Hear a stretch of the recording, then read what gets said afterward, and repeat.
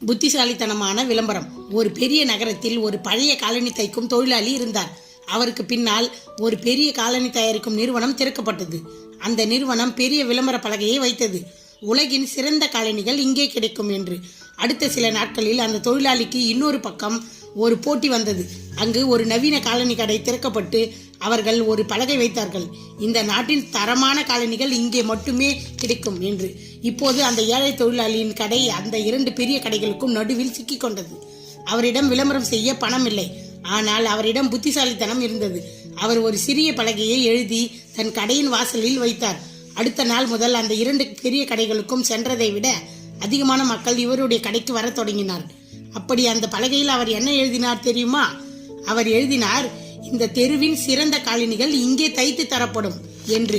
நீதி: உங்களை விட பெரியவர்களுடன் போட்டியிடும் போது உங்கள் எல்லையை சரியாக புரிந்து கொண்டு தனித்துவமாக செயல்பட்டால் வெற்றி நிச்சயம்.